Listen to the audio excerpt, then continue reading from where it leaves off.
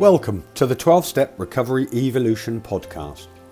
Visit recoveryevolution.co.uk for more episodes, helpful resources and links to our social media. Also visit the site for information on how you can attend a future Zoom session or workshop live. Thank you. What I wanted to ask you was, you mentioned the other day, I think it was the day before yesterday, that in your first 5 years you was running around helping everyone. And then you said after 5 years you got to this point where you wanted to explode inside, right?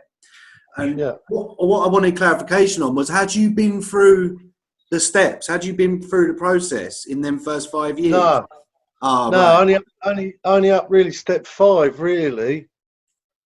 So yeah. I hadn't actually completed the steps, and I think we talked about that in the podcast that we did about the 12 step. We haven't put it out yet because I just wanted to see how controversial it was. So I think me and Fox were going to put a little bit of a disclaimer at the beginning of it because, again, I do speak quite boldly and, don't want to kind of blanket everybody with certain stuff. I'm just trying to share ideas more than be politically correct, if you know what I mean. But no, mate, I think what I was doing a lot of meetings, doing a lot of step work, not a lot of step work. I was doing a lot of helping people. For that reason, I just realised that I felt better when I was helping people. So it was like kind of a selfish thing, really. Everyone's going how wonderful and how kind you are, but the truth is, it was just making me feel better. That I just felt better down, and the day centre with the homeless people than I did sort of being at home with my family or being in normal social situations or being at work on building sites. I just felt really uncomfortable when I wasn't helping people and being around people. And I think, I think when that podcast comes out about the 12 step, if you have a good listen to that, mate, that really will answer. Because, one of the things I was trying to show in there was that was a pivotal point and I say this, I used to help people to get out of self. See, when I'm actually helping you and thinking about you, it's kind of stopping me thinking about myself. But then when I did the steps and the steps started to reduce myself, then the need to help people to get out of self wasn't the same. And I realised that I used to help people to get out of self. But then as I started to work the steps, then I started to help people because I was out of self. And that is a massive difference, because you don't really grow when you're helping people to get out of self. You just get relief, and that's all you kind of get. Of course you get certain other experiences, but it was only when I actually started to help people when I was doing the steps, I noticed that I started to grow spiritually. I started to get a different understanding of God. I started to feel the nearness of the Creator. And then, the truth is, even then, I noticed that, I used to go and help people, and I couldn't wait to go and tell people I was helping the homeless, because they go, oh, that must be really rewarding and really great. And go, yeah, well, actually it is. And, I did kind of want everyone to recognise what a wonderful person I was, only because I had such a low self-esteem. Then I noticed as I went on, that became less and less important to me, because that need to be validated by other people started to become less and less for me, because I was starting to feel that union with the Creator. So that do you see the difference there? I do. It's the same thing, but there's a big difference.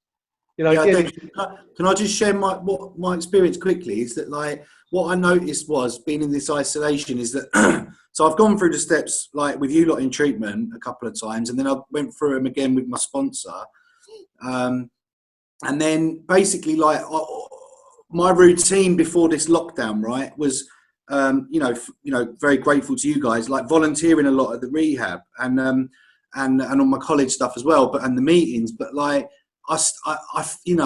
can definitely relate to that, helping people to get out of self and then helping people like, because it's good to help people. Like, I'm not doing it to get out of self. But then when I was in lockdown and lockdown started and I wasn't able to go and do that same stuff, I really started to notice that there's still a lot of shit there. Do you know what I mean? There's still a lot of shit that's coming up that weren't coming up when I was going out and helping people every day. And do you know what I mean, Lester? So it's almost like...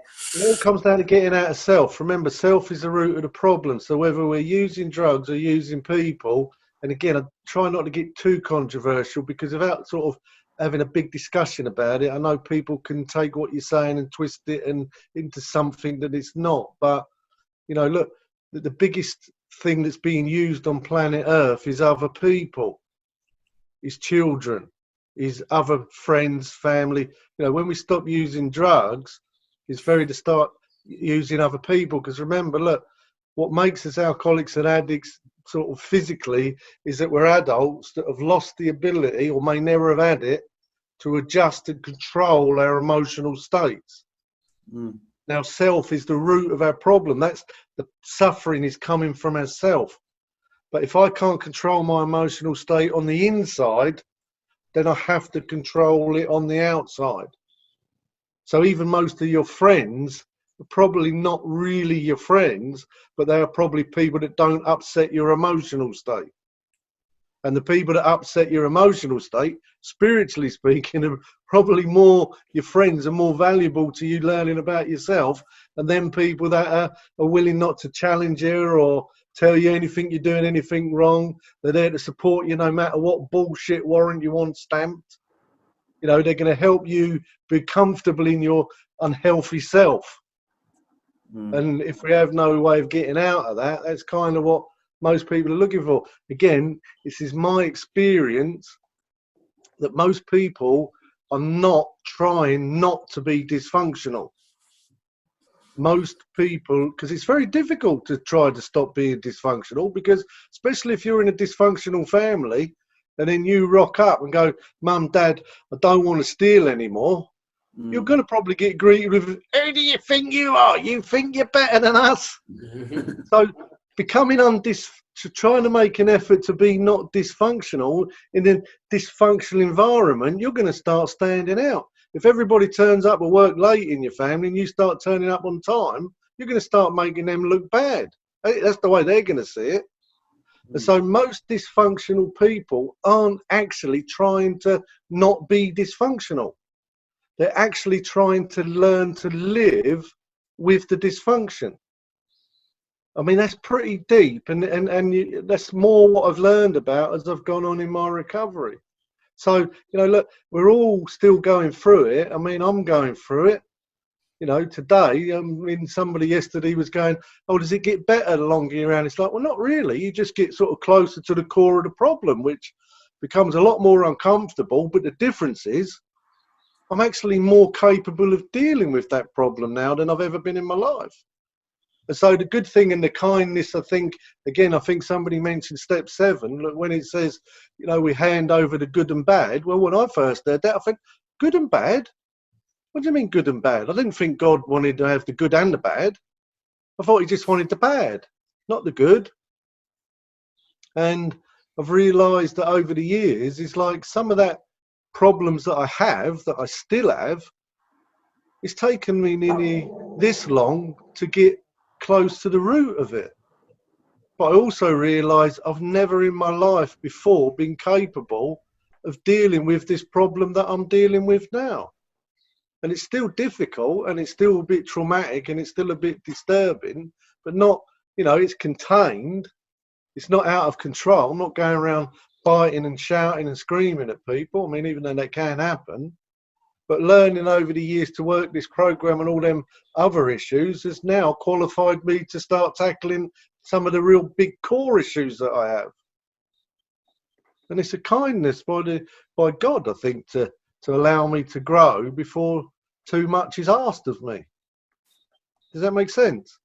But it is very deep, isn't it? And I think we could do probably a whole week on that stuff. But, you know, it's a process, mate. And it's the fact that you're in the process, that's the important bit, because you're going to develop then. You're not going to develop if you're not in the process. But John, you're developing because you're making, again, you're trying to work this program, you're trying to learn it. You know, and I promise you, next year you're going to look back and you go, blimey, what I know now, probably I didn't know anything last year. But that's the way it kind of is. You just keep trying and you keep working and you develop and you get better at it. And each time you get better at it, it kind of qualifies you to deal with the next thing. But I don't think there's any end. I've not come to any end.